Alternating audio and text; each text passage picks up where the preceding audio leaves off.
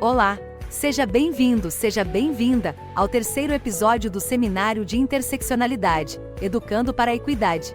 Este seminário teve como objetivo aprofundar o debate sobre as interseccionalidades presentes em nossa sociedade, abordando questões relacionadas à raça, gênero e sexualidade, entre outros temas discutidos ao longo de 2023 no Núcleo de Estudos da Elos Educacional. Neste episódio, o tema abordado é as contribuições do uso de dados em educação na luta contra o racismo. Confira a partir de agora.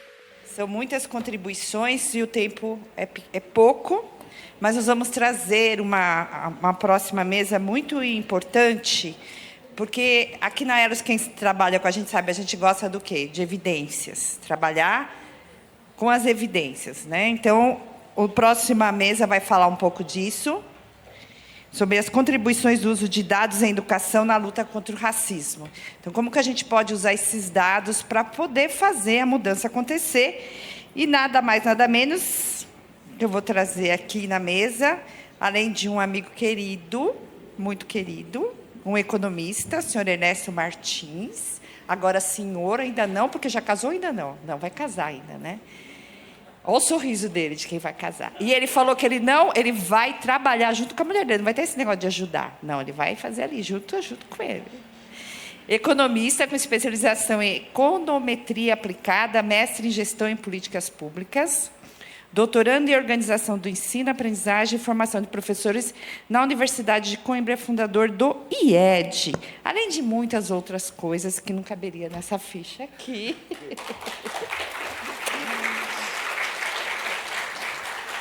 E aí eu vou chamar também o novo amigo nosso, que a gente gostou muito de conhecer e quer trazer aqui para essa mesa de discussão, Vitor Del Rey, do Instituto Gueto. Ele está vindo lá do Rio de Janeiro, né, Vitor? Bacharel em Ciências Sociais e mestre em Administração Pública pela FGV, pesquisador de Harvard SD, alumni de MIT, alume do MBA em Finanças do Impacto pela Universidade Torquato de Tella, Argentina. Criador do Mapa Preto da Educação e presidente do Instituto Gueto. Muito bem. E, para mediar essa mesa, eu vou trazer uma pessoa que eu conheço bem pouco, que é a Silvana, a cofundadora da Elos Educacional. Ela é doutora em Psicologia da Educação, pela PUC São Paulo, mestre em Educação, na linha de currículo, formada em Pedagogia. Ela tem bastante formação como professora. Já vou dar uma resumida aqui na sua... Ela tem muita formação como professora, então ela tem uma trajetória em educação como professora, como coordenadora pedagógica, como professora de ensino superior também. Coordenou e produziu vários materiais, projetos na área de educação, em parceria com a Fundação Lema, Instituto Unibanco, Itaú, Instituto Natura, Instituto Crescer.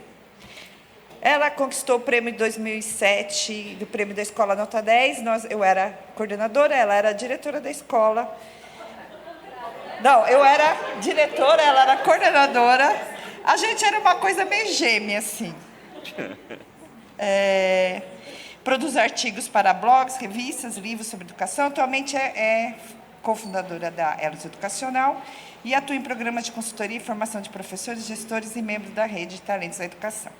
Eu troquei se a gente era coordenadora e diretor, só para saber se vocês estavam prestando atenção em mim. Parabéns, parabéns. Então, agora é com você. Obrigada. Ela falou que ia resumir, mas não resumiu nada. Puxa mais de lá, ó. Eu coloquei ali para vocês. Ótimo. Mas pode pegar essa aí também. Ai, meu Deus. Puxa outra água para ele, por favor, Ernesto. O que é? Água. Valeu, cara. Bem, gente, é uma honra estar aqui agora com esses dois ilustres aqui cavalheiros. Já agradeci muito lá quando eles chegaram, a presença deles, porque a gente falou bastante aqui até agora, né? Eu acho que está sendo bem provocativo todo esse nossa conversa de hoje, né, para pensar em tantos aspectos. E a última coisa que a Silmara falou foi de tomada de consciência. Então, muitas vezes, alguém também hoje falou assim, eu coloquei o óculos e aí começo a enxergar aquilo que parece que você está olhando e não vê, está na sua frente e você não está vendo, não está enxergando aquilo. Então, acho que um pouco também de que vários hoje já falaram sobre a importância da formação. A importância da formação para a transformação. Então, acho que trazer esses temas para a gente debater aqui é um pouco para a gente contribuir com essa formação, nesse espaço que a gente está, mas para a gente poder levar para outros lugares, né? Acho que a gente vai se fortalecendo, vai aprendendo. Então, quando eu falei no começo do núcleo, era um pouco isso. Tem coisa que a gente falava, gente, a gente fazia isso, né? Que nem a Silmara fazendo aqui aquela confissão dos aventais, a gente fazia isso e achava que estava tudo normal. Então, a gente fala, usa expressões capacitistas e acha que está tudo normal. A gente usa termos pejorativos relacionados às pessoas indígenas, às pessoas negras, e acha que está tudo normal. Então, desnaturalizar isso, e a gente precisa de formação para isso, né? Para a gente desnaturalizar, para a gente começar a enxergar, para a gente pôr o óculos e começar a enxergar coisas que a gente não enxergava.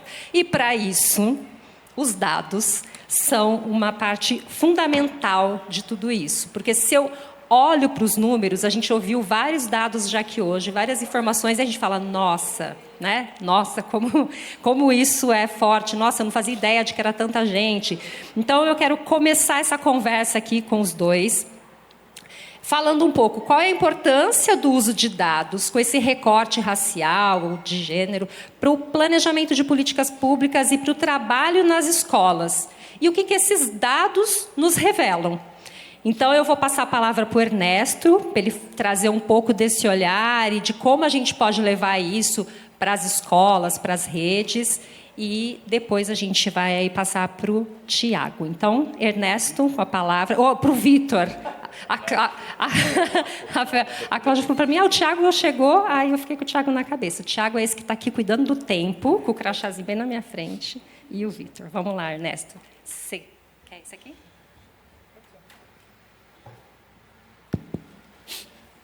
Bem, boa tarde a todos, a todas. Primeiro, quero agradecer a Elos pelo convite. Acho que é uma organização que é parceira com P maiúsculo, assim, né? Então, acho que a gente sempre dialoga sobre alguns temas de educação. A gente faz até confraternizações conjuntamente, né, Silvana? Então, é bem especial estar aqui, acho que especialmente em relação a esse tema. É um tema que a gente tem... Vou passar aqui. É um tema que a gente tem olhado muito, muito no IED, né? Acho que está aparecendo aí os nossos 3 pilares de atuação, né? Acho que para a gente é muito forte esse olhar de combate às desigualdades educacionais. Então, é algo que está no nosso planejamento de 5 anos, é algo que a gente acredita que é essencial para a gente garantir a educação que a gente quer para o Brasil. Não tem qualidade, não tem educação transformadora se a gente não combate as desigualdades educacionais. E equidade racial é central nesse sentido, né? Acho que não dá para falar mais de desigualdade achando que é só uma questão socioeconômica, que é só uma questão de localização. Você tem problemas centrais históricos no Brasil que a gente tem que enfrentar, e equidade racial é um dos principais desses problemas. Eu vou falar aqui hoje sobre esse guia, né, que eu organizei junto com a Letícia Madi, que está aqui também, está ali ao fundo, e que foi um processo ali de trabalho de uns 2 anos, e que para a gente orgulha muito porque, ao passo que a gente apresenta muitos dados, muitas evidências nas nossas pesquisas, em apresentações que a gente faz, sempre tem aquilo de, tá, legal, mas como que uma rede começa a fazer isso, né? Como que, de fato, a gente coloca um diagnóstico de pé? Olha os dados disponíveis, os nossos dados, como que a gente estrutura isso? Não tem uma cultura de coleta de dados na rede. Então, parece que diagnóstico é importante, mas não é tão óbvio, assim, de fato, como instaurar isso numa rede de ensino, né? E daí veio a motivação desse guia, de fato, né, criar um material que funcionasse bem como um passo a passo para orientar esses diagnósticos para diagnóstico de equidade de uma forma geral, mas em especial equidade racial, né? Como que a gente mapeia esses dados? A gente sabe que tem várias questões, né? Uma das principais que aparecem quando a gente fala de diagnóstico de equidade racial enfim, como orientar em relação à declaração de cor-raça, né? Como fazer isso? Os alunos sabem o que é, né? Como informar se ele é branco, se ele é pardo, se ele é preto. Então, de fato, como colocar isso de pé? E o guia tem muito esse papel. Acho que teve ali, né? Tem professores, a Sônia e o David Quinn, né? Acho que professores renomados de fora também que olham para a temática de equidade racial, que revisaram esse material. Então, acho que é um material que a gente acha que está muito consistente. E aí eu vou contar um pouquinho dele para vocês aqui. Já falei um pouco, né, desse objetivo. Acho que ele é especialmente destinado a secretarias de educação e gestores, de uma forma geral, de educação, que podem ser até gestores de fundação, gestores que estão olhando para projetos educacionais, também direcionado a gestores escolares, mas pensando numa lógica de acompanhamento, monitoramento, que talvez faça mais sentido ser liderado pela rede de ensino do que pela escola, mas, obviamente, muito do que está aqui pode ser utilizado por gestores escolares também. Esse material, né, ele tem 10 capítulos. Eu não vou me aprofundar em relação a todos eles aqui na minha apresentação. Então, eu destaquei ali os que eu vou falar mais, né, os capítulos 5, 6, 7 e 8. Aqui vocês têm uma visão do todo, né, o que tem nesse documento. Acho que a gente começa muito, né, acho que foi falado disso, especialmente ali na mesa do Elton e desculpa, eu esqueci o nome da outra. A Cleidiane. Em relação à importância de reconhecimento, né, da temática, né, de a gente entender que esse é um problema grave. Então, a gente começa no nosso guia com essa abordagem de a gente olhar para toda a questão histórica que envolve as desigualdades que a gente tem em relação à cor-raça. Então, trazer o problema, contar sobre ele, enfim, buscar essa mobilização é algo chave para esse combate, a gente, de fato, entender mais a fundo a questão. E aí a gente vai entrar em vários processos para fazer um diagnóstico, o que é preciso, né? Quais são os instrumentos, que tipos de dados existem, enfim. Então, o material ele decorre sobre todos esses temas. Só que aqui eu vou entrar, de fato, na implementação. Então, o capítulo 5 ali, né, ele fala dos primeiros passos, e aí eu vou discutir aqui com vocês eles, e aí depois eu vou para os capítulos seguintes também. Primeira coisa por que a gente está falando, né, por que uma rede, por que uma escola vai querer fazer um diagnóstico das desigualdades ou da situação em relação à equidade racial que a rede tem. Ter esse olhar, ter essa discussão da equipe gestora, dos técnicos da secretaria, isso é essencial. Enfim, o que a gente espera disso? O que a gente já verificou acompanhando as escolas? O que a gente percebe por pesquisas? Por que esse tema é relevante para a gente? Fazer essa discussão do que se espera com esse mapeamento é chave, né? A gente coloca como um dos primeiros passos. Pensar as ações que são possíveis a partir disso. Lógico que você não vai definir, né, todas as ações, porque lógico que vai depender muito do que você encontrar no diagnóstico, mas começar a pensar o que a gente tem que... para que a gente vai utilizar esses dados? É para formação? É para um acompanhamento com os professores? Enfim, é para mobilizar o time como um todo, criar uma coesão de visão em relação a esse tema? Enfim, estruturar o objetivo, né? Não começar fazendo um questionário sem, de fato, pensar o uso dele, né? Porque aí você vai conseguir ser mais assertivo em relação aos instrumentos que você for fazer, enfim, a todo o diagnóstico que você for fazer. Aí, algo chave, né? Antes de começar a pesquisa, é importante conscientizar da importância da pesquisa. Aqui, né, aparece gestores escolares, mas isso vale no diálogo com os professores, né? Em muitos casos, né, acho que quando a gente está falando de instrumento para os próprios alunos, explicar para os alunos por que aquele diagnóstico está sendo feito. Então, algo muito chave, né, para a gente fazer diagnóstico de equidade racial é a coleta de autodeclaração dos estudantes. E essa coleta só vai ser efetiva se a gente explicar para os estudantes por que está sendo perguntado para ele a cor-raça, para que isso serve, e de fato explicar como que ele responde isso, o que significa dizer que é branco, o que significa dizer que é amarelo, que é pardo, a questão da identidade, né, que o estudante tem que perceber, qual que vai ser o uso dessas respostas. Então, essa conscientização é chave, né? Ao passo, é muito importante fazer diagnóstico, mas se as pessoas não reconhecem aquela pesquisa como válida, você já começa de partida já tendo problemas em relação ao dado que você está colhendo, né? Então, você pode ter desde não resposta, tem até o jeito de formular, né? Se você não coloca da forma adequada, isso traz problemas, né? Às vezes você pergunta a declaração racial e coloca uma última alternativa, tem alguns instrumentos assim, né? De que prefiro não responder, prefiro não colocar a minha...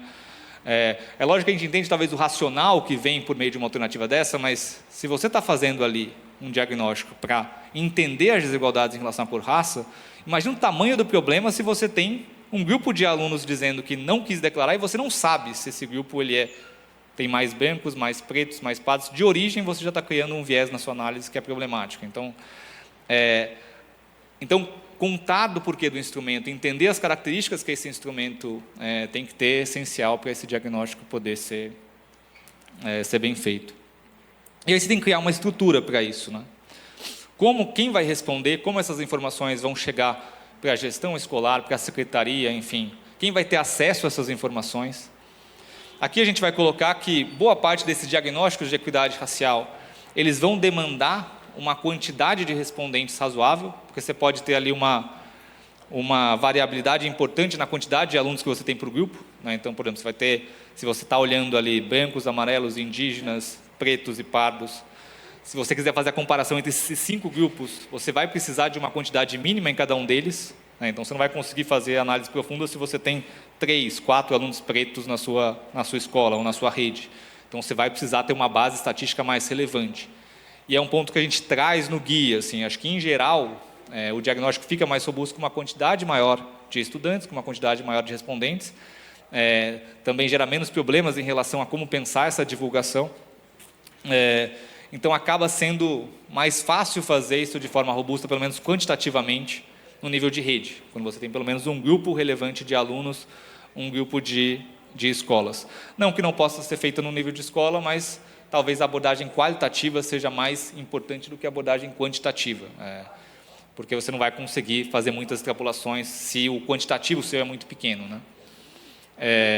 Então, esses passos pensar de fato esse diagnóstico, levar as informações sobre esse diagnóstico para as pessoas que vão estar envolvidas, especialmente os gestores escolares, mas os outros grupos da escola também, né? E pensar a estrutura disso. Aqui a gente coloca, né, planilhas online, porque a gente tem que pensar essa comunicação escola-secretaria, né? Então, como fazê-la da melhor forma? Acho que com a pandemia já se tornou um processo mais natural escolas preencherem formulários.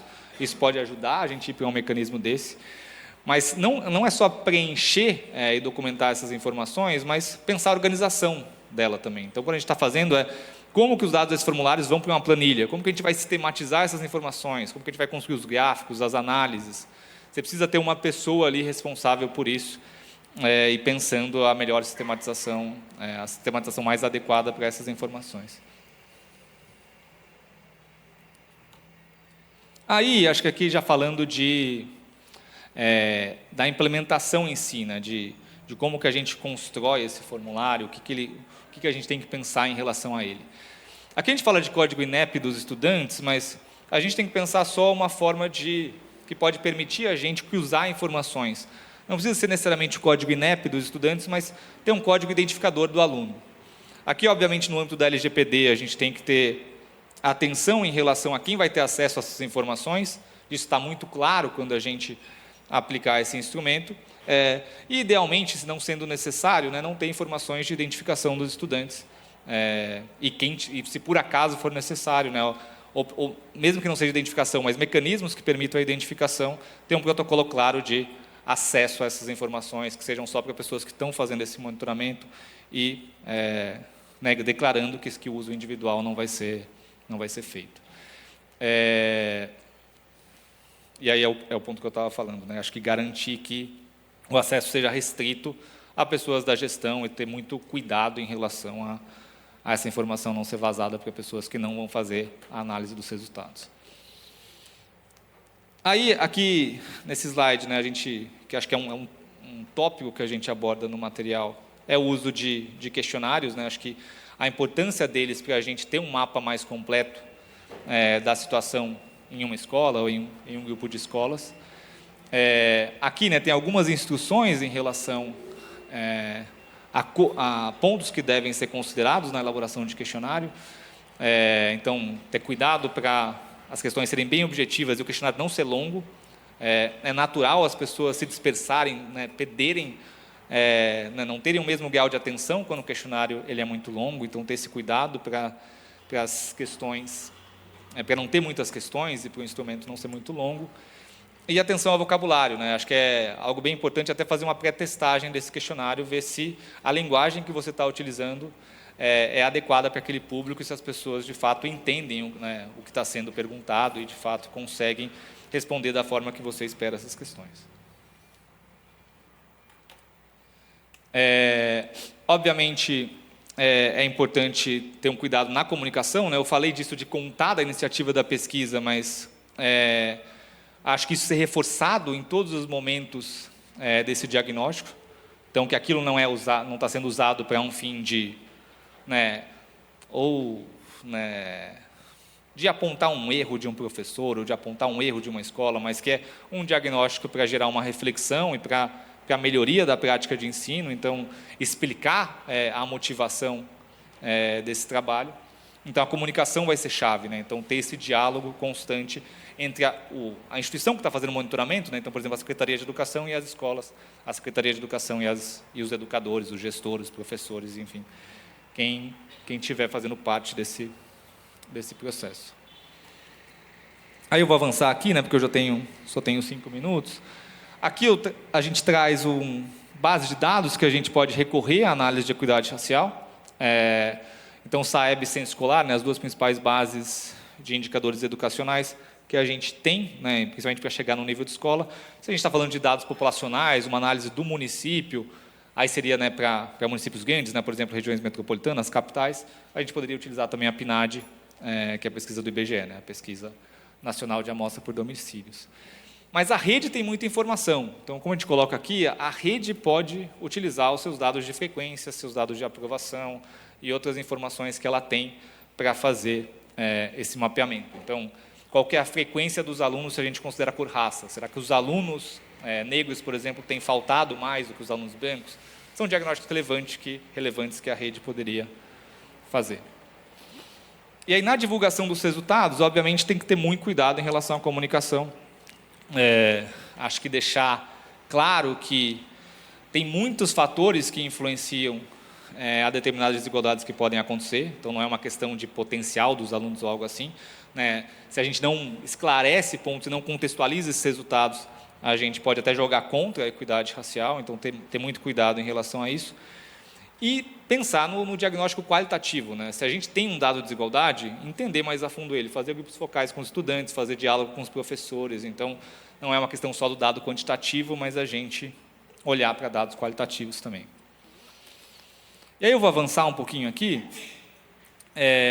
para dar um exemplo do que a gente fez em algumas redes de ensino, com o apoio do Instituto Gesto, que era, de fato, construir um diagnóstico de equidade racial em algumas redes. Aqui eu vou dar o exemplo de Cássio, no Paraná, que a gente fez, mas que a gente tinha ali o olhar de receber dados das redes de ensino e fazer os cruzamentos e fazer diagnósticos em relação a como estava a situação de equidade racial nessas redes. O que a gente fez ali, vocês podem ir acompanhando pelos slides também, mas tem vários cuidados que a gente tem que fazer, né? Então, como eu disse, tem uma certa quantidade de alunos que a gente tem que considerar para, de fato, fazer uma análise estatística. E aí a gente foi considerando aqui alguns procedimentos que a gente teria que fazer para fazer um mapeamento de equidade racial. Em Cássio, né, a gente está falando do Paraná, não tinha muitos alunos pretos, né? Então, em várias análises, a gente teve que juntar os pretos com os pardos para ter ali um grupo de negros para comparar o desempenho deles com os dos alunos brancos. Isso pode ser importante, por exemplo, se a gente quer fazer um diagnóstico numa rede, mesmo que ela tenha vários negros, tendo o olhar da escola ali, né? Então, eu quero ver se naquela escola como estão os alunos brancos perante outros grupos. E aí talvez seja difícil você olhar individualmente os indígenas ou individualmente os pretos, e aí talvez alguns agrupamentos sejam importantes. Mas aí, indo para os dados em si, né, a gente olhou ali resultados locais de aprendizagem, para comparar ali o desempenho dos alunos brancos e dos alunos negros. Para a rede de ensino, a gente consegue, né, fazer as análises ali brancos, pardos e pretos. E aí a gente vê aqui, né, eu não vou me dedicar muito aos resultados, tá, mas a gente conseguiu verificar ali na rede desigualdades importantes. E a gente pôde também fazer o cruzamento com a condição socioeconômica. Aqui a informação que a gente tinha, os alunos que recebiam Bolsa Família ou que não recebiam Bolsa Família. E a gente vê, né, e é importante fazer esse cruzamento, porque às vezes a gente coloca a condição socioeconômica como o ponto-chave da desigualdade. Não é a questão dos alunos negros, é a questão que eles têm um nível socioeconômico mais baixo, eles têm uma renda menor. Isso, se a gente faz diagnóstico em várias redes, talvez a gente encontre que não é essa a questão. Mesmo para grupos que têm uma condição socioeconômica semelhante, há uma desigualdade forte. Então, aqui não importava se o aluno recebia a Bolsa Família ou não, no mesmo grupo de alunos que não recebiam Bolsa Família, existia a desigualdade entre cor e raça. No mesmo grupo de alunos que recebiam Bolsa Família, existia a desigualdade em relação à cor e raça. Então, não é só uma questão socioeconômica, né? A questão racial parece chave aqui nesse município e, assim, em vários municípios pelo Brasil, o cenário é parecido. E aí, eu acho que eu vou avançar aqui também por causa do tempo. A gente buscou pensar como fazer essas comparações entre grupos nas escolas e na rede, entendendo que diferenças podem acontecer, mas o que são diferenças inaceitáveis. A gente construiu ali algumas medidas de dispersão, que eu não vou conseguir me aprofundar muito aqui nelas, mas uma coisa você sempre vai ter diferença entre grupos. É muito difícil você chegar a um cenário igual, porque há pessoas que viveram trajetórias diferentes, têm características diferentes. Se a gente dividir ao meio aqui, separar dois grupos e fizer qualquer medida, altura, peso, você vai ter uma diferença. Mas essa diferença ela é grande, de forma a apontar trajetórias que indicam oportunidades diferentes ou não? Essa é a questão. Então, não é só uma questão de o resultado dos pretos, por exemplo, em uma determinada medida é abaixo dos brancos, mas o quão abaixo é. Isso que a gente buscou fazer na análise de escola. Uma coisa é você ter 40% dos alunos com aprendizado adequado nos brancos e 39% dos pretos. Essa é uma coisa. Outra coisa é você ter 40 versus 20. Tem dimensões diferentes. Então, o problema não é a desigualdade, o problema é o que a desigualdade ilustra, que são diferentes oportunidades, diferentes condições de ascensão social, diferentes condições de chegar a bons resultados de aprendizagem. Então, a gente fez ali, né, a gente construiu esses limites como se fosse intervalo de confiança, não era exatamente isso, mas para conseguir apontar para a rede de ensino se naquela escola tinha uma desigualdade importante em relação à cor-raça, ou se aquela desigualdade era pequena, não era estatisticamente relevante. Então, eu estou aqui estourado no tempo, mas aqui tem o QR Code para quem quiser acessar o nosso guia. Ele está no nosso site, que é portalied.com.br, aí vocês podem acessar. E aí eu fico aqui à disposição para perguntas, comentários, enfim. Obrigado.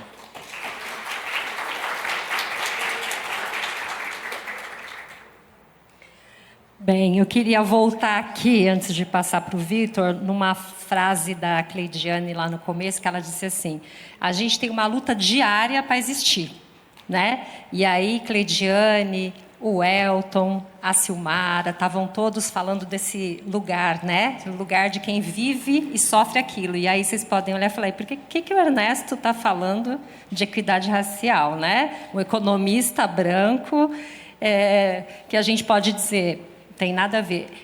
Aí eu quero lembrar o que a Silmara também disse. Não é uma luta de homens e mulheres, mulheres contra homens, nem de brancos contra pretos, contra pardos. É uma luta por uma sociedade melhor. Então, a gente está discutindo como a gente olha para isso e como que a gente agrega, como a gente junta todo mundo nesse mesmo barco, né? Como que todo mundo luta e rema para o mesmo lado. Então, acho que é importante, a gente tentou ter um painel bem diverso, né? Com várias representatividades aqui, para a gente realmente trazer essa mensagem de que todo mundo tem que estar junto nesse barco se a gente quer mudar, se a gente quer transformar. Não pode ser um grupo aqui, outro grupo ali. A gente tem que trazer todo mundo para essa conversa, para esse debate.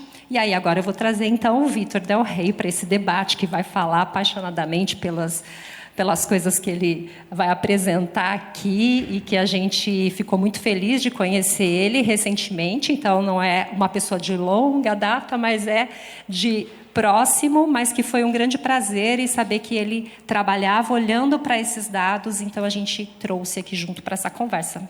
Vitor. Boa tarde. Obrigado aí para quem resistiu até o final. Primeiro, eu gostaria de dizer que eu estou com muita inveja de vocês dois, que eu estou morrendo de frio. Eu sou um carioca em São Paulo com 18 graus sem casaco. Então, a minha vida não está fácil. Já gostaria de começar agora. Uma pergunta, quem aqui é professor, lida com aluno todo dia, essas coisas? Beleza. Professor de escola pública. Pode ser privada também. Tem bastante professor. Então, acho que assim, para começar, eu gostaria de dizer que se você tem um aluno ou uma aluna que é preto, preta, e que tu acha que ele não quer nada com nada, que tu fala assim, me pedir meio ponto, eu não dou nem 0,1, isso aí não vai dar em nada, gostaria de te dizer que eu era ele. E hoje eu tenho graduação, mestrado, na melhor da América Latina, estudei em Harvard, estudei em MIT, sou pesquisador de Harvard, estudei na Universidade Torquato de Tella, estou indo fazer meu doutorado na New School ou na London School of Economics, eu posso escolher qual das duas eu quero ir, recebi convite para fazer em Harvard e não quis, reprovei 3 vezes ensino médio fundamental, então toda vez que você olhar para um aluno e falar, isso não vai dar em nada, lembra de mim, porque deu, beleza? Dito isto, vamos lá, porque eu acho que eu estava com sono, então eu preciso agitar. Vamos lá, tá morrendo de sono, não vou mentir para vocês. Estou voltando, desculpa. Não vou mentir para vocês, eu estava com muito sono, acordei muito cedo. Eu queria começar com as minhas influências, Lélia Gonzalez, né, que ela traz essa ideia de que essa identidade negra não é uma coisa pronta, acabada. Então, para mim, uma pessoa negra que tem consciência da sua negritude está na luta contra o racismo. Lélia Gonzalez é uma das referências, então tudo que eu falar está diretamente alicerçado no pensamento de Lélia Gonzalez e de Alberto Guerreiro Ramos, que vai dizer que a sociologia brasileira é, em grande parte, uma sociologia enlatada. Ele está dizendo aqui que, basicamente, o que os sociólogos à época e hoje faziam era tentar imitar o que sociólogos americanos e de outros lugares faziam e tentar olhar o Brasil através de lentes que não eram as lentes brasileiras, tentando resolver problemas brasileiros com sociologia americana. Na época do Guerreiro Ramos, o sociólogo da moda era Merton. Então, por exemplo, Florestan Fernandes estava tentando ser igual ao Merton. O nosso querido Darcy Ribeiro estava tentando ser um etnólogo. E, à época, só Guerreiro Ramos fazia sociologia. Aí ele vai dizer que mas é preciso construir uma consciência crítica da realidade nacional. Alberto Guerreiro Ramos, sociólogo, uma mulher negra, um homem negro. Então, eu falo a partir dessas cabeças, é isso que orienta tudo que eu vou falar. Eu trouxe muito mais dados, e aí a gente é uma conversa sobre dados, então não vai ter muito texto, e a partir dos dados a gente troca uma ideia. Isso aqui que vocês estão vendo, por exemplo, em algum lugar, cadê? Lá, está assim, ó, gráfico 6. Isso aqui é o resultado de um trabalho chamado Dados Pretos em Branco, que a gente fez um diagnóstico de iniquidades raciais com foco em raça, para 16 estados, foi encomendado pela Associação Bem Comum lá do Ceará, do Viveu Arruda, e aí a gente olhou numa série histórica de 15 anos, ou seja, 2023, 15 anos para trás, olhando dados de alunos por cor e raça. E aqui eu escolhi aleatoriamente alguns dados que eu achei que eram interessantes para a reflexão de hoje. Daí eu estou falando que a não declaração pode ser uma declaração, que é um pouco já na reflexão... Esqueci seu nome, perdão. Ernesto. Eu ia falar Ernesto, mas estava com medo de estar errado. Aí tentei ler ali. Ernesto. O Ernesto estava falando sobre a ideia de, a gente precisa explicar para o aluno o que são aqueles quadrantes para ele poder marcar. Uma das grandes dificuldades da nossa pesquisa foi acesso aos dados. E por que o nome é Dados Pretos em Branco? Porque os dados que deveriam estar com recorte cor e raça, eles estão em branco. Por quê? Porque eles sequer foram marcados.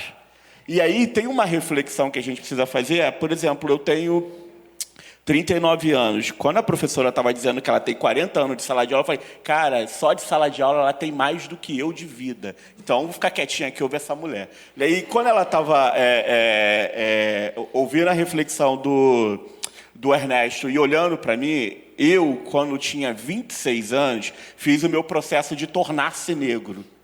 Aos 26 anos, eu aceitei e comecei a gostar de ser preto. Antes disso, eu negava a minha cor. A minha certidão de nascimento está pardo. Gente, eu tenho um espelho em casa. Eu não sou pardo. Eu não sou pardo. E eu sempre soube que eu não era pardo. Mas qual eram as referências que eu tinha sobre ser preto, sobre ser negro?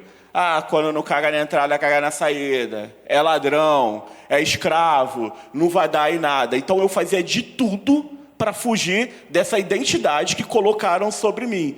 Quando eu entrei para o movimento social, e aí foi para a Educafro, a primeira coisa que eu ganhei lá foi consciência racial. Lélia Gonzalez já disse isso, né? Foi meu primeiro referencial. Quando eu ganhei consciência racial, eu falei, cara, todas as vezes que eu puder nascer, eu quero vir preto. Se eu tiver que vir uma pedra, eu quero vir uma pedra preta.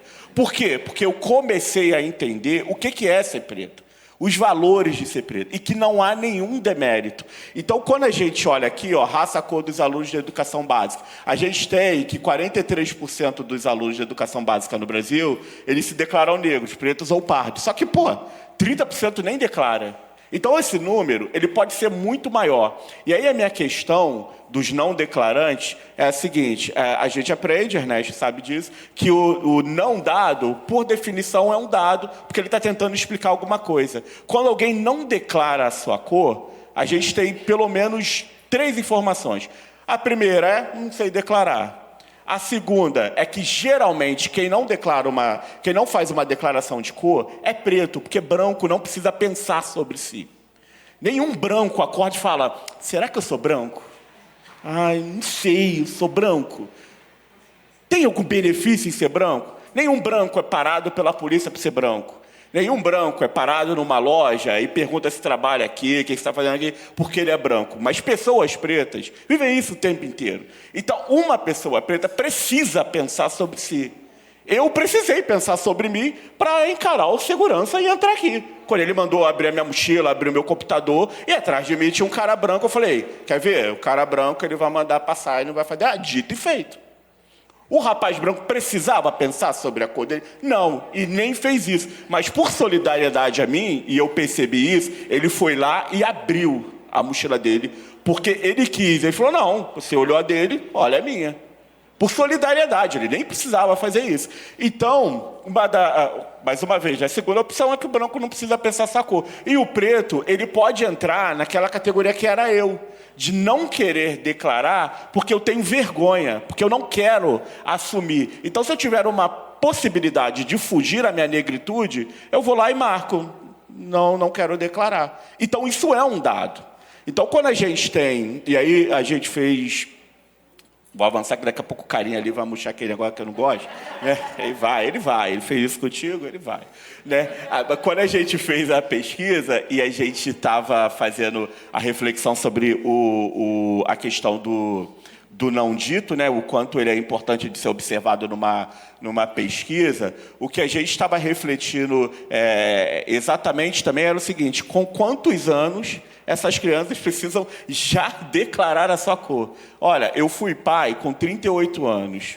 Né? Imagina uma pessoa que já tem um filho e que é preto, e que o filho é preto, de repente o pai nem conseguiu, o pai e a mãe não fizeram nem reflexão sobre ele, sobre a sua própria cor. E uma criança no SAEB, 5º ano, já tem que saber se ela é preta, parda, o que é preto, o que é pardo.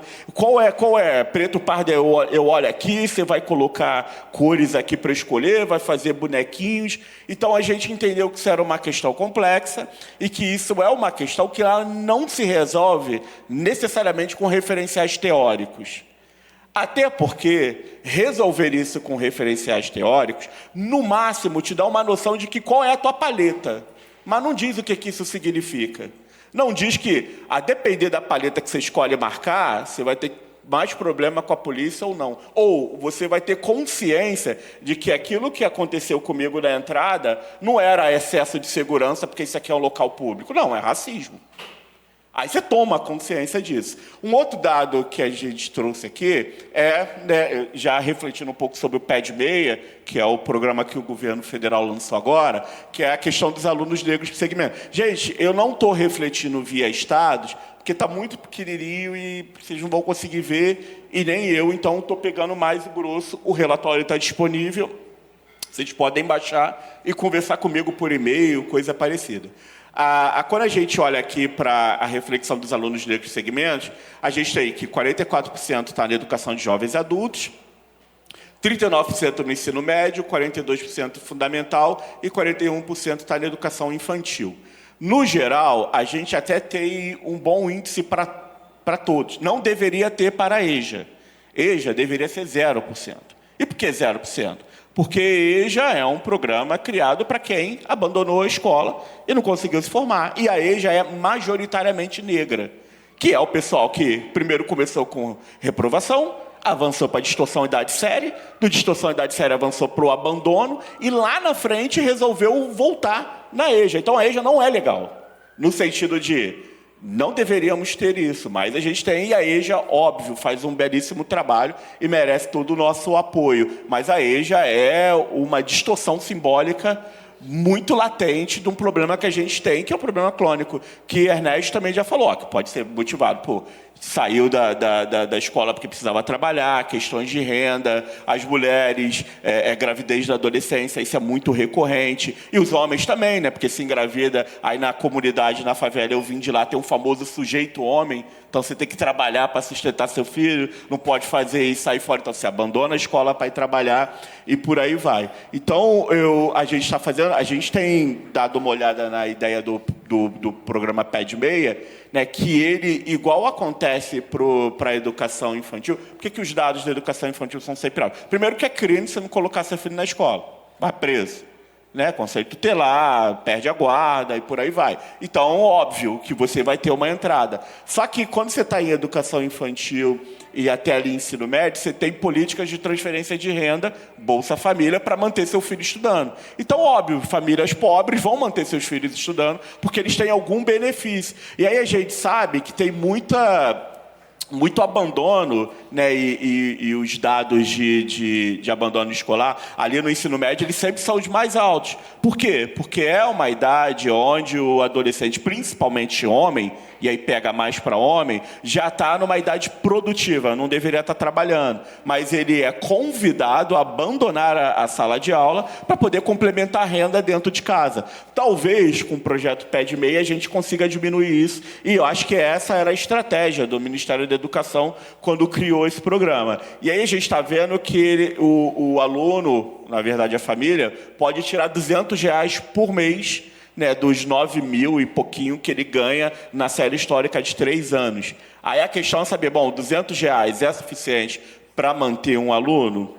Enfim, precisamos de dados, a política ainda nem começou a ser implementada e a gente vai saber com um pouco mais de pesquisa lá na frente. Mas o interessante de refletir aqui é, primeiro, esse dado de educação de jovens adultos altos e começar a pensar a respeito do Pé de Meia, se ele vai conseguir manter esses números altos ali de ensino médio e ensino fundamental.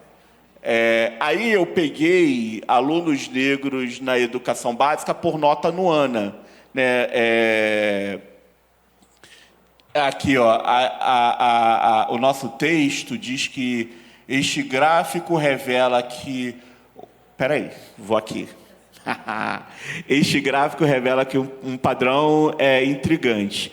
Estados com notas mais altas na Avaliação Nacional de Alfabetização, que é o ANA, tende a ter menor proporção de alunos negros na educação básica, embora o Espírito Santo seja uma exceção notável, porque o Espírito Santo é um estado que tem 63% de população preta. Quais são os estados que têm menos pessoas pretas? Óbvio, estados da região sul. E a nossa colonização explica por que na região sul tem menos negros. Porque a região sul foi colonizada por europeus E a maioria dos escravos que tem lá no movimento de alforria saíram do Estado. Então, é uma população majoritariamente branca, porque depois da abolição da escravidão, o Brasil... Aí, né, vocês sabem, vocês estudaram história, a abolição da escravidão, os negros não vão mais trabalhar porque não podem mais trabalhar, mas tem que fazer o trabalho.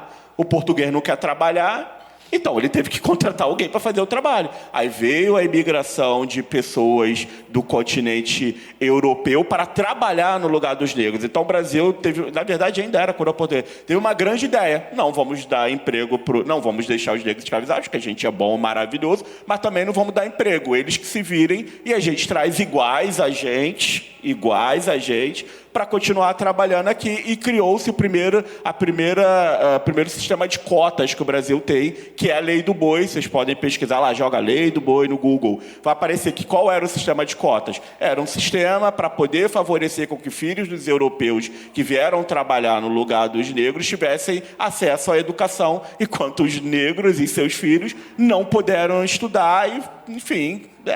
racismo estrutural deságua no problema que a gente tem hoje. Então, é uma correlação muito interessante essa ideia, né, de quanto menos aluno negro, maior a nota. A gente precisa refletir sobre isso. Por que nos lugares que tem menos negros a nota é maior? Bom, a primeira informação é que, basicamente, nos lugares onde tem maior população negra, então eles fazem a composição maior das notas, as notas são menores, então puxa a nota para trás. Nos lugares onde não tem negros, está levando em consideração a nota dos brancos, então a nota dos brancos, gente, no geral, é ruim. Ai, obrigado. Atrás da coluna, desculpa. No geral, os brancos não mandam bem. Só que negros ainda estão muito ruins. A educação básica brasileira, todo mundo é que sabe, não estou contando nada aqui, vocês não sabem, não é boa. Mas os negros ainda estão muito atrás, né? Então, aqui, quando a gente faz essa reflexão, o interessante para a gente ver é isso. Bom, por que onde tem menos negro, a nota é melhor, onde tem mais negros, a nota é pior? Bom, o Ernesto deu uma dica aí, quando ele fala sobre, olha, não é socioeconômico. Então, ficar jogando na conta porque é pobre não está funcionando. Então, tem um outro fator aí, que é o que ele está chamando de racismo. Então, dados para evidenciar isso, para não dizer que é militância, então, dados para evidenciar. E aí a gente vai aqui no resultado do SAEB. Então, aqui o SAEB, eu não estou vendo se é português e matemática. Mas tudo bem, interessante a gente fazer a reflexão que é 4 vezes menor dos brancos, a nota dos negros do SAEB. Em toda a série histórica do SAEB, aí eu estou falando desde que o SAEB começou a ser medido até o SAEB do ano passado, né? Porque esse ano ainda não tem. Nunca os negros tiveram nota igual ou superior dos brancos. Em todas as vezes que teve SAEB no Brasil, a nota dos negros foi inferior à dos brancos. Aí a gente, mais uma vez, precisa fazer uma reflexão. Qual é a resposta que a gente pode dar? Os negros são mais preguiçosos, não gostam de estudar. Os negros não entendem. Não, isso não é uma resposta válida. Não para pessoas inteligentes como a gente. Pessoas inteligentes como a gente precisam produzir outro tipo de narrativa e outro tipo de resposta. Então, mais uma vez, Ernesto, vou ter que ficar te citando. Ernesto falou um negócio chamado racismo. Isso ajuda a explicar. E aí eu estou trazendo aqui o paradoxo da representatividade, que eu acho que é o último, já estou no final. Por que eu trouxe o paradoxo da representatividade? É que a gente, do movimento social e na vida, a gente costuma dizer que, se o aluno negro tiver professores negros ou pessoas com quem ele se espelhe, ele vai melhorar a nota, vai ficar mais... A gente vê que a composição de professores da rede é majoritariamente de pretos. Pelos dados que a gente colocou, e aí vocês vão olhar o relatório, em nenhum lugar ficou comprovado que ter professores negros melhora a nota de alunos negros. Em alguns lugares, piora a nota de alunos negros. Então, eu lembro que a professora estava falando sobre as mulheres não serem machistas. As mulheres, elas só reproduzem o machismo. Assim como professores negros, eles não estão sendo racistas, mas eles podem reproduzir comportamentos racistas. E por que só podem reproduzir comportamentos? Porque tanto o machismo quanto o racismo, sufixo ISMO, de ismo, então quer dizer que é um sistema, o racismo, no caso, está ancorado numa ideia de uma superioridade branca em detrimento da negra. Enquanto esse sistema continuar imperando, jamais um negro poderá ser considerado racista, como uma mulher poderá ser considerado machista, porque o sistema está mantido e é o homem o superior. Então, só o homem pode ser machista, porque é o sistema que o privilegia, né? Então, quando a gente olha para esse dado aqui, ele é interessante para a gente pensar num mecanismo que a gente implementou, mas que é igual o famoso fez a lei e a lei não pegou, que é a implementação da Lei 10.639, que é sobre o ensino de cultura afro-brasileira, e aí a gente trouxe os nossos parentes, né, junto com a lei também, para a cultura... eu não gosto de cultura indígena, né, porque vocês não se chamaram de índio. O português que veio aqui disse, isso é índio, isso é negro. O nome daquele continente é África. Não fomos nós que nos colocamos esse nome. Então, eu prefiro dizer que os povos originários, né? Então, a ideia desse gráfico é entender que a aplicação da Lei 10.639 é uma lei de reforço da nossa cultura, da valorização, e que me ajudaria a não levar 26 anos para me aceitar como preto, como negro. Então, se a gente conseguir uma implementação e uma valorização da cultura afro-brasileira dentro das escolas, que também é um lugar de aprendizado, a gente consegue reduzir essas distâncias simbólicas. E quando, tomando o Ernesto mais uma vez, né, eu gosto de usar o Ernesto como uma pessoa branca confirmando a nossa teoria, que é racismo.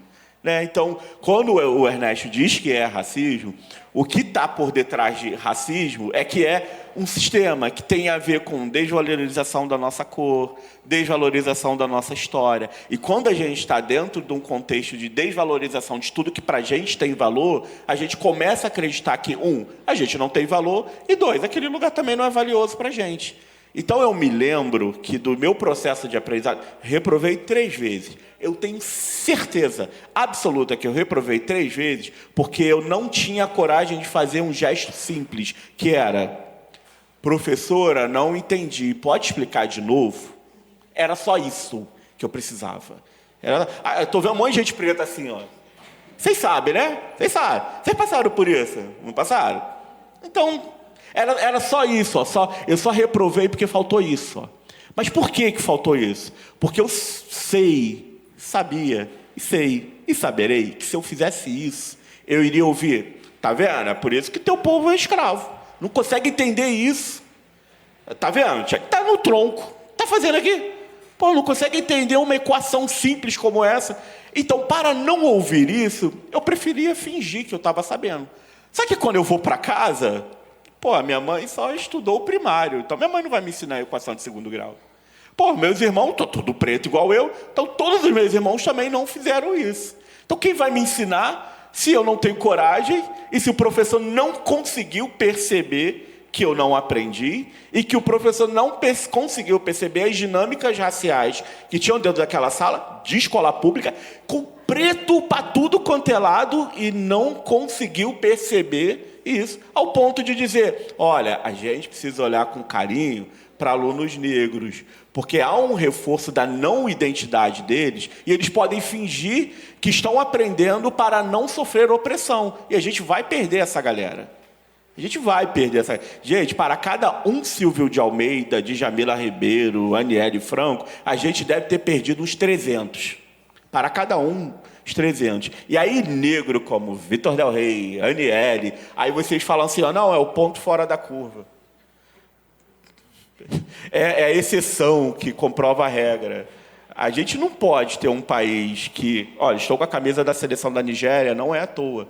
Só tem mais preto no Brasil, no mundo, é só a Nigéria. Depois da Nigéria, o 2º maior país do mundo com população negra é o Brasil. Então, um país que é o 2º maior no mundo em população negra não pode viver com preto, que é a exceção, que é o ponto fora da curva. O negro é o ponto... O ponto fora da curva devia ser o branco, porque ele é minoria... E no quantitativo, então mas ele é a regra. E, na verdade, não deveria ter ponto fora da curva, né? A gente deveria ter uma sociedade onde todo mundo tem acesso a direito, à educação e todo mundo performa lá em cima, né? Aí a gente fica passando essas vergonhas no PISA aí que a gente passa todo ano. No PISA é uma vergonha. É perdendo para a faixa de Gaza no PISA. Né? Então, acho que a gente tem questões para discutir. Formação de professores é importante, mas valorização e consciência racial desse professor é importante, porque a minha irmã é uma professora preta, bolsonarista, que nega que é preta. Professora, preta, bolsonarista. Irmã de um ativista que só fala isso o tempo inteiro na rede social. Mas ela não consegue. E ela é professora. O que ela está reproduzindo dentro da sala de aula? Se não machismo, racismo e etc. Mas eu estou lá na militância com a minha irmã porque eu a amo demais. Né? E aí, eu acho que tem jeito, né? Então, eu trouxe algumas coisas aqui. Aí, as sugestões para o futuro, a ideia de análise de dados e indicadores. Análise de dados e indicadores, que foi só o que eu fiz agora. A gente viu alguns dados, né, que podem virar indicadores e a gente analisou. Né? Se vocês concordam ou não, legal, concordar ou não, mas a gente só não pode negar que eles existam. Aí a gente, eu dei a minha interpretação. Você vai, não, Vitor, eu não concordo com você, porque eu acho... Se você não concorda comigo e disser que você não concorda com o que você acha, eu não vou continuar a conversa. Porque, a gente olhou mais de 37 milhões de linhas de dados para ter um gráfico ali dizer alguma coisa. Então, esse gráfico não pode ser descredibilizado por eu acho. Então, é ciência. Então, tem que fazer ciência. Então, análise de dados e indicadores. Acho que o manual que o Ernesto trouxe é um material... Eu já baixei o meu, inclusive. Já quero deixar registrado. E eu achei interessantíssimo e muito útil.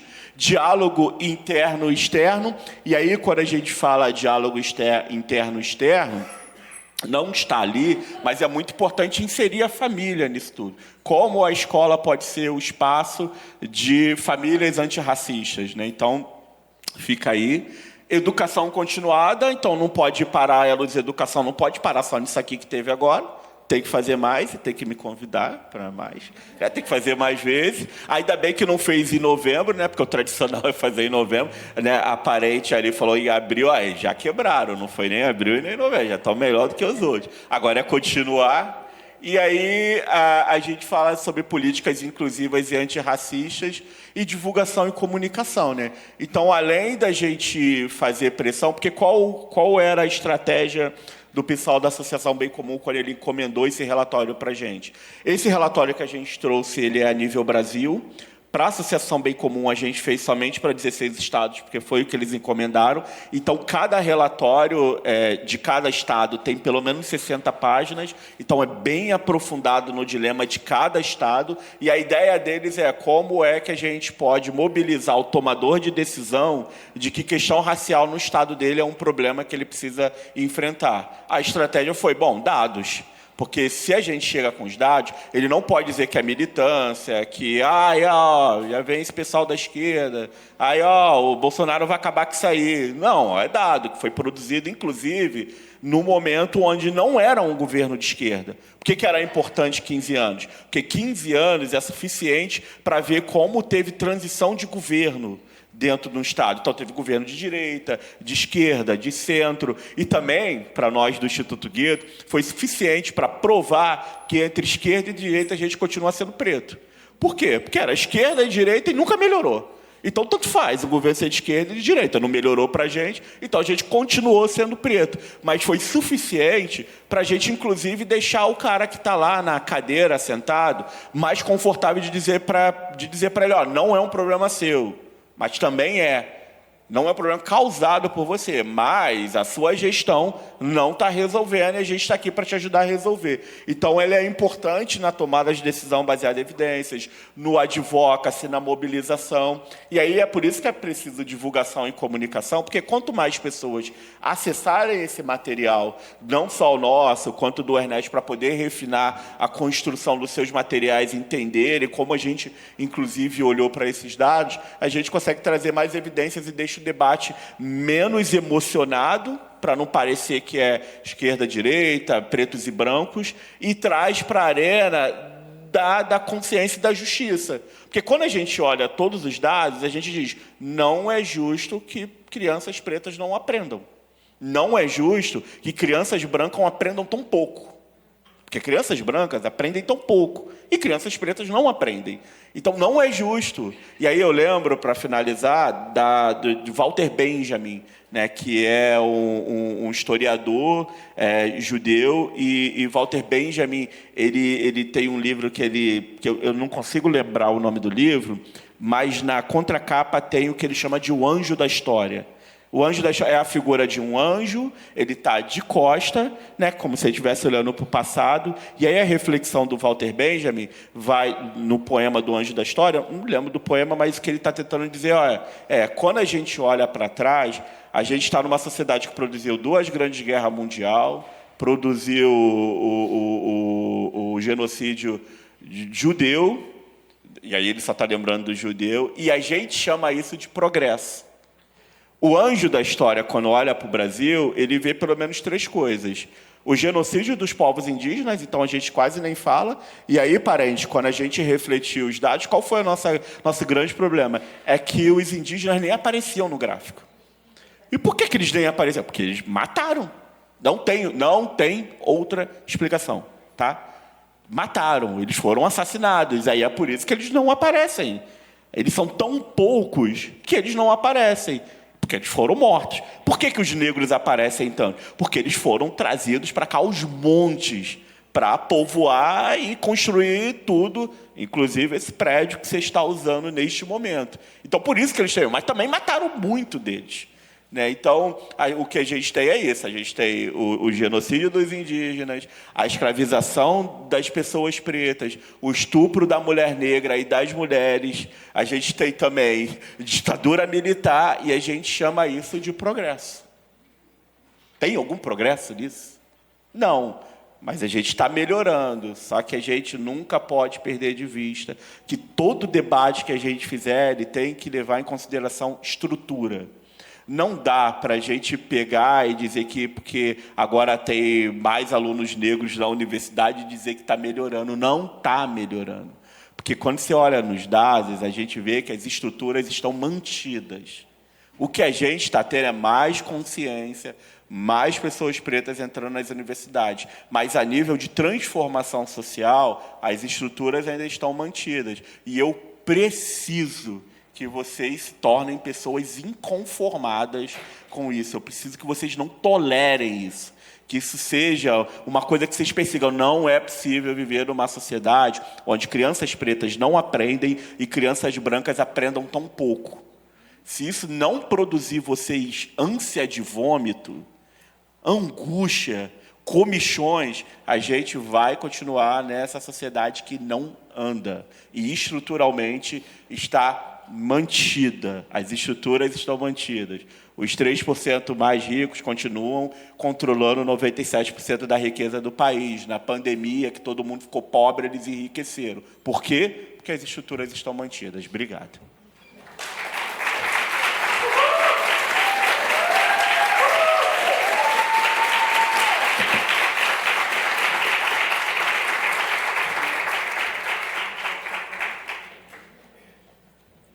Uau! Tem muita coisa para pensar. A gente poderia passar um dia inteiro aqui, que esse assunto não ia se esgotar, né? E acho que tem uma pesquisa também bem interessante da Lilian Schwartz, que eu não vou dar exatamente o percentual, mas aproximadamente, quando ela pergunta assim, tem racismo no Brasil? 90% quase diz sim, tem. Quando pergunta, e você é racista?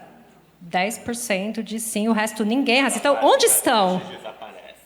Onde estamos? Né? Então, é se reconhecer e olhar para as pequenas coisas, né? Do mesmo jeito que estava falando das pequenas coisas, quando a Silmara falou, né? Na hora quando eu separo as filas, os pequenos gestos do dia a dia. Então, eu acho que os dados revelam coisas enormes, mas essas coisas enormes começam pequenas, né? Começam lá no nosso dia a dia, na escola, em casa, em cada espaço que a gente está. Então, acho que é importante esse momento de dar aquela sacudida, olhar para tudo isso e falar, nossa, é aqui que a gente está e a gente precisa não se conformar. né? E aí eu acho que parte das perguntas até meio que já foram respondidas. Acho que um dos pontos que apareceu foi sobre altas expectativas dos professores. Será que a gente está acreditando nesses estudantes? Então, quando o Vitor fala, se vocês acharem que não vai dar certo, pensa em mim, que depois que deu certo, que eu estou aqui. Então, essa questão das altas expectativas, eles comentaram um pouco aqui, mostrou nos dados que mesmo tendo os próprios professores negros, nem sempre você consegue enxergar, porque a gente precisa dessa tomada de consciência, dessa formação. Também foi uma outra questão perguntando sobre a formação como um caminho para o uso de dados. Então, acho que todas as mesas aqui, os 3 painéis falaram sobre formação. Então, nem vou voltar aqui para eles, porque já falaram que precisa formação, que precisa estar aí ajudando as pessoas a olhar, se reconhecer, né, se entender. Então, às vezes, você fala assim, aqui eu não preciso trabalhar com essas questões, porque na minha sala quase não tem aluno negro, né? Se eu estou numa escola particular, fala, tem um aluno negro, para que eu vou trabalhar o tema? Só que se a gente não trabalhar o tema, como é que os outros alunos vão entender que lugar eles estão vivendo e como que eles podem ser agentes também de mudança? E aí o que eu vou passar para vocês nos últimos 5 minutos é uma questão de como a gente mobiliza os gestores e professores para a importância desses diagnósticos com recorte racial, que vocês já até comentaram um pouco, então é só para a gente amarrar mesmo, e como os gestores se beneficiam desses dados olhando para as escolas. Se quiser usar aí mesmo.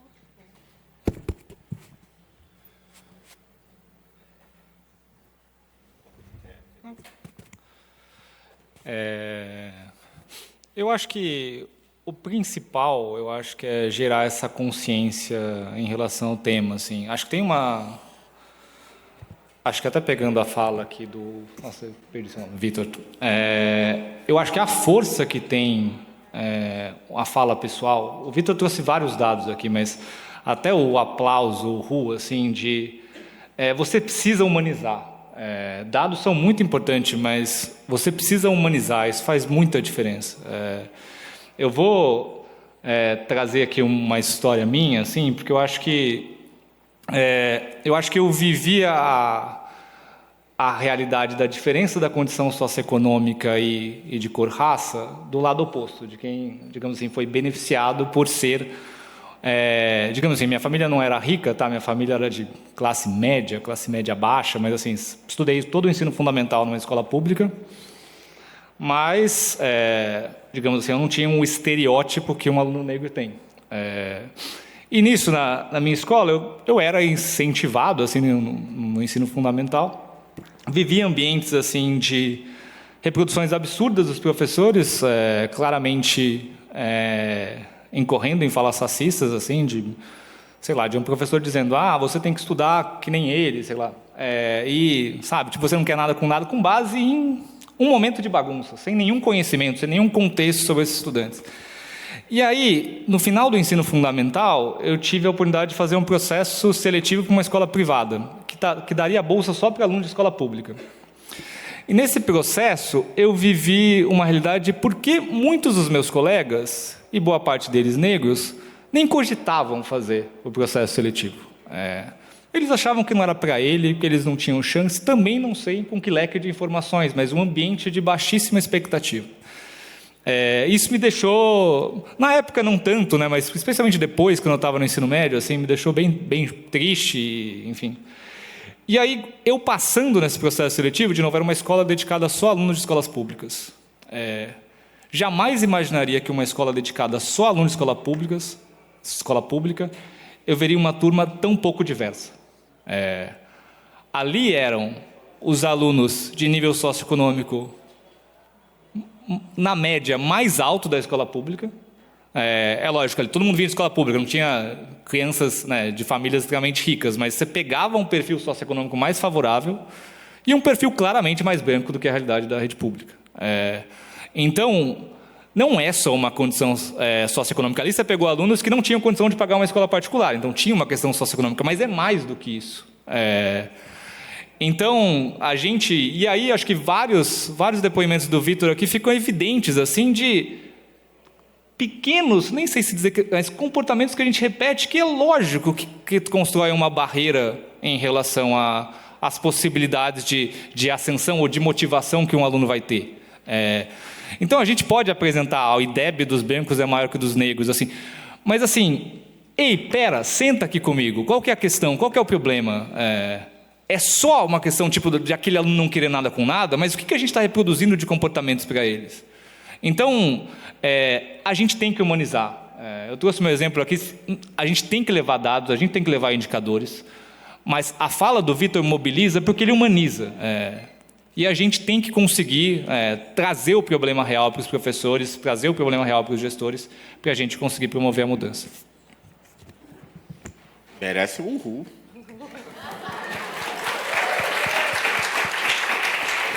Eu acho legal no que o Ernesto falou. Assim, Ernesto, até para... Assim, para mim é muito diferente. Estar num lugar como esse, e aí porque a gente construiu isso, né, porque geralmente pessoas pretas são chamadas para falar da sua dor, ou de cultura, porque a gente tem um samba. A gente não é colocado no lugar do intelectual, do pesquisador, que traz dados, que... Sabe? O que a gente fez é muito difícil, gente. O que a gente fez é muito difícil. A interpretação é muito fácil. É muito fácil, porque quando a gente olha, exercício que a gente fazia o tempo inteiro, quando a gente ia lá nas bases do governo, e aí extraía todos os dados, limpava tudo direitinho, usando Python, enfim, SQR, seja lá o que for, e aí saía o gráfico, a gente olhava e falava assim, a gente já sabia que era isso, e a gente já sabe que é por causa disso, aquilo. Sabe aquela sensação de alguém estar te pagando para dizer o óbvio? Era isso que a gente tinha. Pô, os caras estão dando maior dinheiro pra gente falar o óbvio, porque a gente já dito isso há muito tempo. Na verdade, o movimento social está gritando isso, tem bem uns 50 anos, e os caras estão pagando a gente para dizer o óbvio, mas a gente... O óbvio com gráfico em pizza em barra. Era isso. Porque era o óbvio. Mas me parece que a gente está num momento agora em que o óbvio tem valor, e que as pessoas estão realmente interessadas em resolver o óbvio. Aí tem uma galera que ainda vai ficar desconfiada, tipo, Fundação Lema, o sobrenome é Lema, né? Então é Paulo Lema. Então, como é que um cara ficou milionário vendendo cerveja e hambúrguer? Estranho. Mas a organização dele disse que nos próximos 10 anos eles estão focados em diminuir a distância de aprendizagem de pretos e brancos. E que eles não querem mais uma sociedade brasileira onde crianças pretas não aprendam a ler. E eles estão distribuindo um caminhão de dinheiro aí para organizações que querem resolver esse problema. Aí você fica, não sei, cara, não sei. E agora? E aí você vê várias outras organizações, né, não negras. A gente está vendo muita organização composta por pessoas totalmente brancas. As organizações elas estão interessadas nisso. A gente tem feito o nosso papel, que é de, óbvio, prestar o serviço, a consultoria, mas a gente sempre diz, olha, vocês precisam colocar pessoas pretas no time de vocês. Porque, olha só, se vocês tivessem pessoas pretas no time de vocês, nem precisaria estar pagando esse dinheiro para a gente. Vocês iam economizar 120 pau aí. Vocês estão dando para a gente que, 2 pesquisadores pretos aqui, que vocês pagando 5 mil reais por mês, já estava resolvido. Mas vocês estão pagando 120 porque não quer contratar preto. Então, a gente vai lá, faz todo o trabalho de convencimento da importância de ser pessoas negras no time, que talvez é o reflexo de um outro mindset, de achar que não tem negro inteligente e que possa ocupar aquelas vagas. Mas também tem um outro mindset, que a gente sabe que esses locais, você trabalha lá, até tem aquele negócio de botar a vaga no LinkedIn, mas no final das contas é indicação. E os iguais indicam os iguais. Aí quem ocupa a vaga é amiga de alguém, que era amiga de alguém, aí todo mundo branco. Aí vai reproduzindo, fazendo manutenção. Então, assim, olhar os dados respondendo a pergunta, né, porque tem pergunta para responder, olhar os dados é importante dentro da sala de aula de vocês, porque os dados são um reflexo da realidade. Eles podem ser frios, né? O Max Weber disse que o sociólogo é o desencantador do mundo. Ele não tem preocupação nenhuma e nem compromisso nenhum em ficar te dizendo que vai dar tudo certo, se não vai dar. De dizer que está melhorando, se não está. Ele é o desencantador do mundo. Ele fala das coisas como elas realmente são. Os dados e os sociólogos, e aí no caso eu sou um, eles estão dando uma chance para vocês entenderem o tamanho do problema. E aí, o segundo passo, que eu acho que é o passo mais importante, é aquilo que a gente preto não conseguiu fazer, mas que para vocês brancos não é um problema, que é levantar a mão e dizer, olha, eu reconheço, mas não sei resolver. Por quê? Porque desde que eu nasci eu sou branca, sou branco, não estava ligado nessa parada aí, estou tentando aprender e eu preciso de ajuda para resolver isso. Então, levantar a mão, ser humilde. Tem muita gente não negra que tem dificuldade de pedir ajuda a negro porque acha que está se colocando numa situação inferior, que é racismo o nome desse negócio, né? Então, humildade, levantar a mão e pedir ajuda. Porque tem muita gente preta que pode ajudar, mas também tem muita gente branca que tem estudado. Lilian Schwartz é um exemplo. E aí, gente, só abrindo um parênteses, sugestão de literatura para pessoas não negras, Entre o Branco, o Branquíssimo e o Encardido. É um livro da Lia Varner Schumann. Esse livro ela não está discutindo racismo, ela está discutindo brancura. Uma mulher branca, judia, riquíssima, está discutindo brancura, Entre o Branco, o Branquíssimo e o Encardido. É o nome do livro. Sugestão para vocês lerem. Então, é importante para isso, para a tomada de uma dupla consciência de que tem muitos problemas e que a outra consciência pode ser não sei como resolver e preciso pedir ajuda. E aí eu acho que já para a rede, num top-down, eu acho que ajuda a mobilizar projetos de formação de professores, de gestores, para um melhor aproveitamento das nossas práticas. E aí, gente, Lei 10.639, não tem outro caminho. É Lei 10.639. Não é possível que vocês amam Gilberto Gil, Milton Nascimento, não sei o quê, capoeira, e são racistas. Não é possível gostar de MPB, Adoniran Barbosa, todo mundo é preto, vocês compram CD de preto, vai em show de preto e não consegue aplicar a Lei 10.639. Isso aí é uma esquizofrenia não, porque isso seria capacitismo. Mas é uma coisa, pelo menos, estranha. Então, a Lei 10.639, a tomada de consciência... E, para finalizar, Silvana, não é um problema se reconhecer como racista. O problema é manter-se nessa postura consciente do seu privilégio.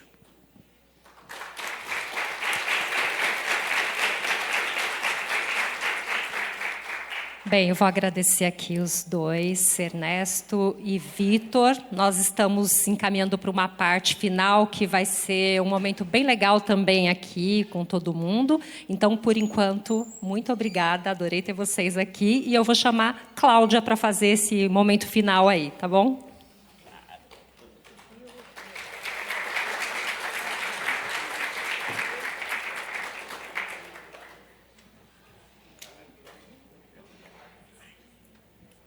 Muito bem, quero agradecer a todo mundo que está aqui até o fim.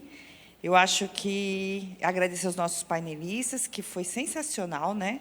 Escutá-los.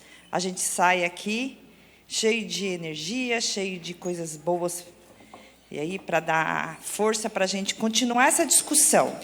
Nós estamos em janeiro, aliás, nós estamos em fevereiro, né? Já fevereiro. Temos um ano inteiro. Eu espero que a gente consiga proliferar tudo o que a gente trouxe aqui hoje para muitas mais discussões. Toda vez que eu vou nesses seminários, né, as pessoas falam assim, a gente fala para convertido, para as pessoas que já acreditam nisso. Eu sei disso que a gente está falando aqui. Eu tenho um público de educadores, um público que é afim a todas essas discussões. Mas vocês, esses convertidos aqui, podem levar para mais lugares, né? E é isso que a gente espera que aconteça. Esse seminário, ele culminou um trabalho do Núcleo de Estudos, né? O Núcleo Educadores da Elos Educacional, que se juntam para estudar, para fazer pesquisa. E nós já tivemos vários núcleos. O anterior a este, que a gente vai falar aqui hoje, foi sobre equidade racial. E aí nós percebemos que só a equidade racial não bastava. A gente precisava falar das interseccionalidades. Todo esse conjunto de opressão que dificulta a nossa vida e, principalmente, para nós que temos a bandeira da educação pública de qualidade, dificulta que os nossos alunos aprendam. Então, esse é o nosso motivo de estudar, e é a comunhância com o livro que vocês estão recebendo, que foi feito por todas as pessoas que estão no núcleo de estudo. E são bem poucas, só 22. Ai, estou com um band-aid aqui. Mas eu quero falar o nome de todas elas, para homenageá-las. E que a gente consiga, querido núcleo de estudo, ter bastante força para estudar de novo esse ano.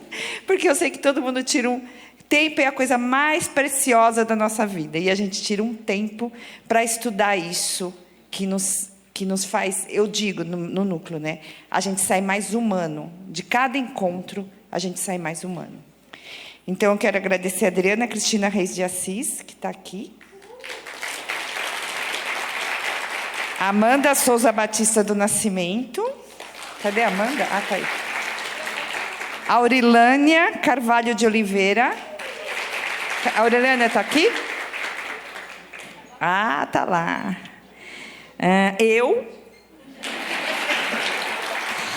Elaine Cristina Lindolfo de Lima.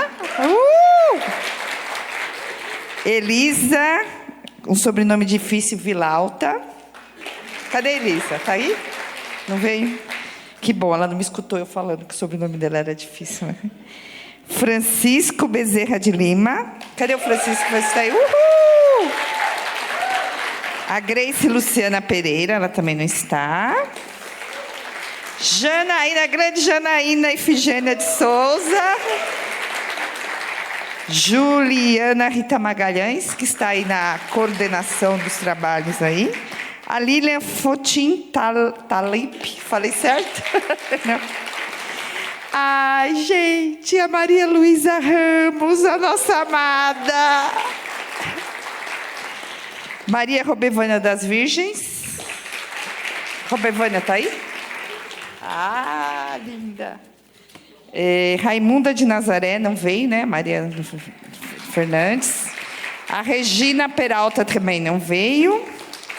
Roberta Cristina Carreira, não veio. A Selma Gomes, que também teve problema. A Silvana, uhul! A Solange Cesário Gomes Ribeiro Cruz, nome de princesa. A Soraya Rodrigues, está aí a Soraya. O estreante, ele não é da educação, mas ele trabalha com a gente, ele é o nosso responsável pelas nossas plataformas de aprendizagem, e ele falou, vou estudar também com vocês, e ele já começou estreando, fazendo artigo para livro, Tiago de Souza Paco Soares. E a Zilda de Oliveira Souza. Está aí a Zilda? Não. Bem, temos um time aí grande, que se esforçou, vocês sabem como que é difícil escrever, né? Produzir, quem é que educador sabe, um parágrafo, né? Falta sair lágrima para sair aquele parágrafo. Mas a gente conseguiu, fez isso com muito carinho para trazer para vocês, para ajudar nessa discussão. E eu quero agradecer também a nossa... Vocês sabem que também fazer isso aqui dá um trabalho danado, né, gente? Chamar as pessoas para falar, e marca o café e faz... Esses papeizinhos aqui, tudo isso dá um trabalho, vocês não fazem ideia. E faz banner para... E a gente tem uma equipe na Elos que abraça, que se apaixona junto com nós e que cada um se faz esse papel de educador lá dentro. E eu quero agradecer a minha equipe linda, maravilhosa. Andréia Passos. Andréia Ferreira. Ó, Andréia Ferreira é financeiro. E ela está aí, ó. O nosso querido time de marketing, a Thaís. E o Michael, que eu não estou achando. Michael! O Tiago, que a gente já falou, né, do Tiago. E as nossas queridas, que vocês já conhecem também, a grande maioria, a Edneia, que está aqui no... A Adriana, que está ali... E a Janaína, que vocês viram aqui na nossa mesa. Bem, para continuar, a gente preparou um reconhecimento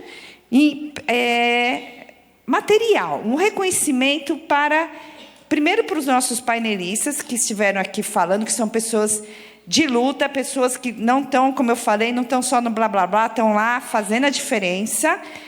E também para algumas instituições parceiras que trabalharam com a gente o ano passado com esse tema.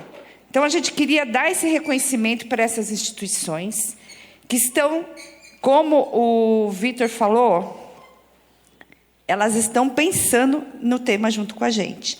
Então, porque não adianta só pensar. Para fazer tudo isso acontecer, você precisa de dinheiro. Você precisa de gente que dê esse aporte. Né? Então, nós temos algumas fundações que estão junto com a gente, estão muito próximas a este tema. E eu gostaria muito de fazer esse reconhecimento público. A Fundação Lema é uma delas, que está sempre junto com a gente, um parceiro de anos da Elos Educacional, impulsionando uma educação pública de qualidade. Apesar de tudo que a gente já ouviu aqui, eu quero deixar bem claro que um nome muito especial para nós, que é o diretor de lá, o senhor Denis Misen, ele nos apoiou muito sempre, e a gente, tanto eu e Silvana, quanto o Elos Educacional, estamos nos nossos territórios falando de qualidade de educação pública, falando de equidade, falando de interseccionalidade. Então, acho que deixar aqui minha declaração pública. Eu quero também homenagear a empresa Gesto e Vetor, em nome, quem vai vir aqui receber essa materialização dessa homenagem, é uma pessoa muito amada por nós, que já trabalhou com a gente aqui na Elos Educacional, e é o Alex. Ele vai vir aqui receber. Cadê você que vai dar?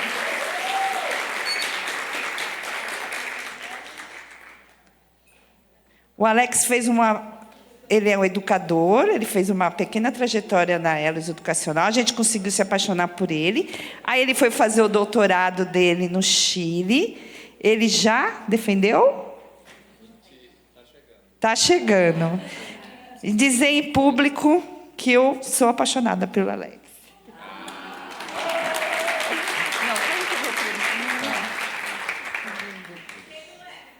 Quem não é, né? Não, mas é só meu ele, então eu sou ciumenta. Eu queria também fazer um reconhecimento ao Banco Interamericano de Desenvolvimento, o BID, que faz um trabalho com a gente também, focado nesse tema. E quem está aqui para receber vai ser a Maria Carolina Pazeto. Ela está aqui ainda? Tá.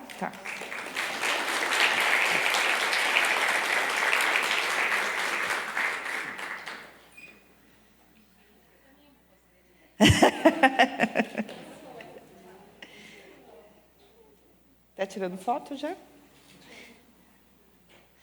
Obrigada. E o pessoal do Instituto não é Instituto, né? Telefônica, o que é? Fundação. Ainda bem que eu tenho minha cola aqui do lado, né? A Fundação Telefônica na pessoa de Cleidson.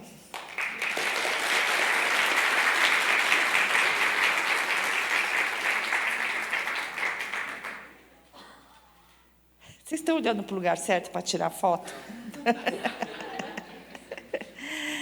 Muito bem. Aí eu queria pedir para que os nossos painelistas viessem aqui na frente para a gente entregar. E se vocês pudessem vir aqui tudo para a gente tirar uma foto todo mundo junto, os painelistas, mais o Alex, a Carol. A ideia é vocês subirem aqui, né, Michael?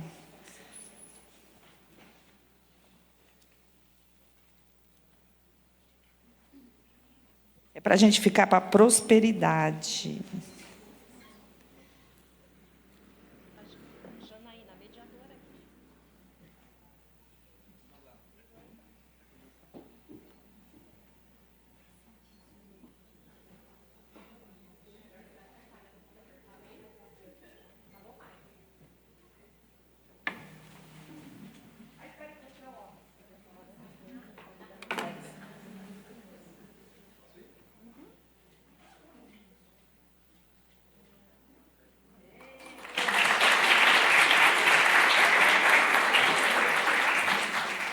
Bem, então eu convido vocês, se vocês quiserem falar com os autores do livro, uma sessão de autógrafos e um café que será servido aqui à nossa direita. Muito obrigada pela presença e um excelente retorno a todos, porque eu acho que a chuva já passou e a gente vai voltar bem, tá bom?